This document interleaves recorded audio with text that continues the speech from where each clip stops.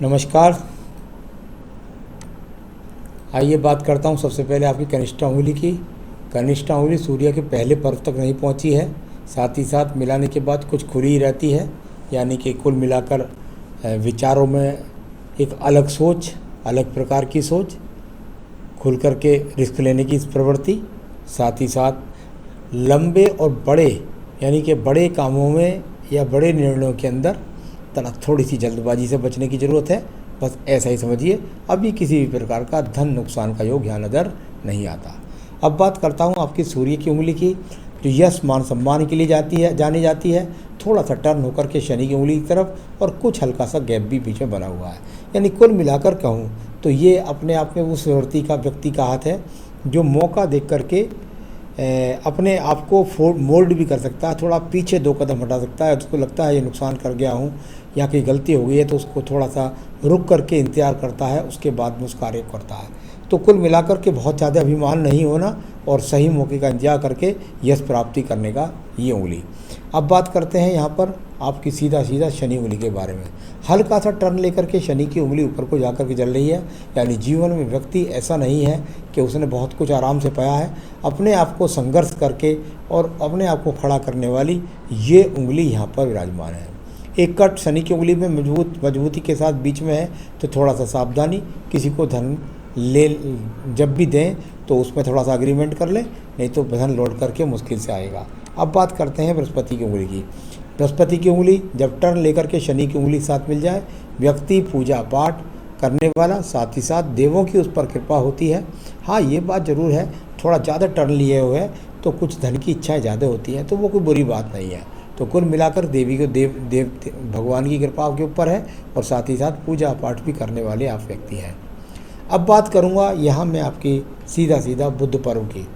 बुद्ध का पर्व और बुद्ध के पर्व पर मुझे इस प्रकार की कोई रेखा 1 2 3, हाँ ये 3 रेखाएँ मिल गई हैं। जब इस प्रकार की 3 रेखाएँ खड़ी हों तो व्यक्ति के पास धन के आगमन समपर्वत है। समपर्वत सबसे ज़्यादा लाई होता है, यानी पर्वत उठा हुआ भी नहीं, पर्वत दबा हुआ भी नहीं।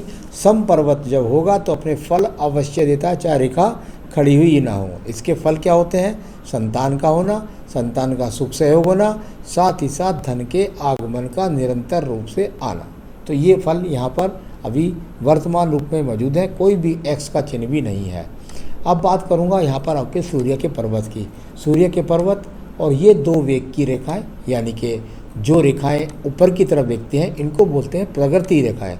और प्रगति रेखाओं का लगातार सूर्य पर्वत को देखना, यानी कि अभी लगातार प्रगति करने की इच्छाएं और पर्वत सम है तो प्रगति मिलेगी भी।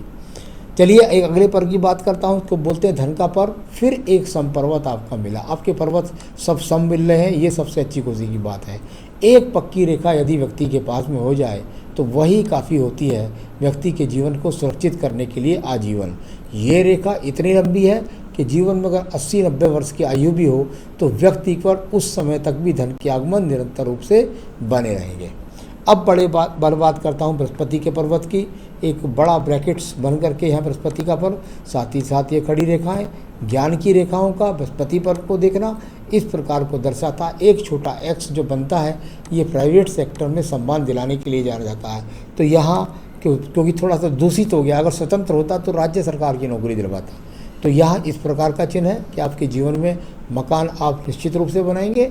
तो ये यहाँ पर दिखलाने वाले इंडिकेशंस हैं।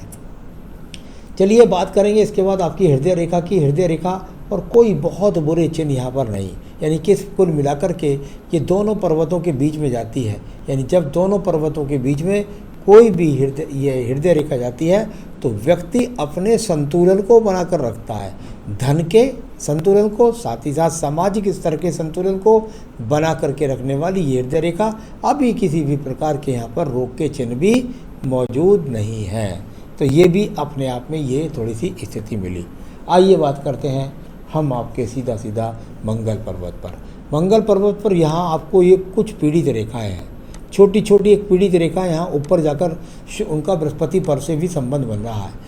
और यहाँ ये वाला एक्स, यानी कुल मिलाकर तलाक तो ना हो पत्नी से, लेकिन क्या नहीं हो जाता हो तू मैं का स्तर का इस प्रकार को बनाने वाली रेखा है। जब ये रेखा यहाँ नीचे मंगल पर्वत वाली होती हैं तो ये व्यक्ति को क्या वो रेखा होती हैं जो व्यक्ति को ये बताती हैं कि व्यक्ति निकम्मा नहीं, अपने कार्य को करता रहता है। तो यानी कि काम को करते रहने की शैली को दर्शाने वाली ये मंगल रेखाएं भी यहाँ पर सहयोगात्मक रूप से हैं। सावधानी रखनी है पत्नी से संबंधों को। तो बस यहाँ पर ये स्थिति निकली। द्वितीय मंगल की बात करूँ, द्वितीय मंगल पर्वत पर किसी भी प्रकार की कोई ऐसी रेखा नहीं है जिससे मैं ये कह सकूं कि आपको मुकदमों, झगड़ों, झंझटों या किसी भी चीज़ का सामना यहाँ नहीं है। बस ये मस्तिष्क रेखा थोड़ा कट के लास्ट में इस तरह की जब हो रही है, यहाँ पर इस तरह के दीप बन रहा है मस्तिष्क बुद्धि रेखा के आखिरी छोर पर, तो ज़रा अपने क्रोध पर नियंत्रण रखें, वरना किसी से झगड़ा लेने में भी आपको मिनट देर नहीं लगेगी। तो ये अपने आप में एक्स का चिन्ह है, फिर उसमें पछताना पड़े आपको तो वो अच्छी बात नहीं है। बुद्धि रेखा है बिल्कुल अनुकूलता के साथ, यानी बुद्धि की कोई भी आपके अंदर कमी नहीं है, लेकिन बुद्धि रेखा के आखिर में मैंने बता दिया वो क्रॉस का चिन्ह और थोड़ा ढलवा हो जाना, यानी अपने आप में स्वयं पर नियंत्रण रखना चाहिए, वरना किसी से झगड़ा झंझट होने के संकेत भी रहते हैं, क्योंकि आपका पारा जो है वो 7वें आसमान पर रहता है। आइए बात करता हूँ ये मस्तिष्क रेखाओं की, बुद्धि चंद्र पर्वत की रेखाओं की। चंद्र पर्वत की रेखा एक दूसरे को काट करके चली हुई हैं, छोटा सा एक्स यहाँ भी है, तो कुल मिलाकर के फिर वही चिन्ह निकल गया। ऊपर भी एक एक्स निकला तो फिर यही चिन्ह निकला कि बिल्कुल अपने आप पर नियंत्रण रखें, वरना आप जो है कभी भी अपनी मानसिक प्रताड़ना से किसी से झगड़ा झंझट ले सकते हैं। यानी खुद मिलाकर के संयम रखने की आपको बहुत ज़्यादा ज़रूरत है। इस बार को मैं बार बार कह रहा हूँ। तो यहाँ बहुत ज़्यादा यात्राएं तो नहीं दिखलाई देती अभी, लेकिन थोड़ी सी रेखा टूट टाट करके चल करके यहाँ पहुँच रही है आयु रेखा तक, तो व्यक्ति विदेश यात्रा जीवन में एक बार अवश्य कर लेता है। अब बात करते हैं हम आपकी यहाँ पर सीधा सीधा व्यापारिक रेखाओं के बारे में। व्यापारिक रेखा कोई यहाँ मजबूती के साथ से आपके हाथ के अंदर नहीं बनी हुई, यानी कुल मिलाकर के जब आप पूछते हैं कि क्या मुझको व्यापारिक काम करना चाहिए, अदरवाइज कोई साइड में बिजनेस करना चाहिए, तो आपका एक सवाल भी है कि साइड से बिजनेस या शेयर मार्केट में योग है या नहीं, या किस सेक्टर में। तो देखिए मैं आपको बता देता हूँ, बहुत अच्छा आपके लिए ये रहेगा कि आप किसी और व्यापार में हाथ ना आजमाएं। शेयर बाज़ार का जहाँ तक सवाल है तो आप थोड़ा बहुत शेयर बाज़ार को टच कर सकते हैं, बहुत ज़्यादा शेयर बाज़ार में जाने की ज़रूरत नहीं है। एक बात, ये चंद्र पर्वत से निकलने वाली रेखा का नीचे वाली रेखा से संबंध भी है। गलत लोगों की संगत से भी आपको बचना है, और ये दूर स्थान यानी कि घर परिवार से दूर जाकर के तरक्की करने वाला ये चंद्र पर्वत से निकली है आपकी भाग्य रेखा। तो ये अपने आप में एक अनुकूल रेखा का संकेत। बात कर लूँ आपकी भाग्य रेखा के बारे में। ये आपकी भाग्य रेखा, इसमें थोड़ा सा सब जो है अंदर से, यानी कि विवाह के बाद पत्नी के आने के बाद ज़्यादा तरक्की के योग, इस प्रकार को दिखलाने वाली रेखा, और कुल मिलाकर ये चलने वाली भाग्य रेखा लास्ट तक पहुंच गई। तो एक बात पक्का हो गई कि एक बिजनेस जो एक काम आप कर रहे हैं उसी लाइन से संबंधित ही काम ही आपको करना है। दूसरे किसी काम में यदि आपने प्रयास किया तो आप उसमें असफल हो जाएंगे। सबसे पहला आपका सवाल है, नए घर का योग कब और कैसा रहेगा। पीछे इतनी योगकारक रेखाएं गई हैं कि आपके जीवन में तो पीछे मकान बन जाना चाहिए, लेकिन यदि वो नहीं बना है तो ऐसा अवसर आपके पास 2021 तक और है। यदि आप 2021 तक चाहते हैं मकान बनाना तो बना लीजिए, वरना फिर आपको काफ़ी समय बाद वो मौका मिलेगा, क्योंकि वो वहाँ पर कोई रेखा फिर मुझे मकान की दिखाई नहीं दे रही है। आपने कहा नए प्रमोशन होने का योग कब है। बिल्कुल फरवरी 2021 तक, यानी मकान पूरे 21 तक के लिए का योग अगर बनाना चाहेंगे तो, और फरवरी 2021 तक के लिए अब तक आपको प्रमोशन का योग है। उसके बाद में फिर आपको 1-1.5 वर्ष के बाद में वो योग लगेगा। वो इस तरह रेखाएं यहाँ पर बता रही हैं, बृहस्पति पर्व से और मंगल पर्वत से निकल के जो रेखा आई हैं। तो चलिए ये आपको बता दिया। साइड का बिजनेस नहीं करना है तो इसी सेक्टर में कोई काम कर सकते हैं जिस सेक्टर में आप साइड में बिजनेस जिसका में आप काम करते हैं। मेरी बीवी बच्चों के साथ कैसा सहयोग रहेगा। देखिए साहब, सवाल यह है कि बच्चों के साथ सहयोग की बात है, वो तो ठीक है, बच्चों का सहयोग भी मिलेगा, लेकिन पत्नी के साथ मैंने आपको बता ही दिया था।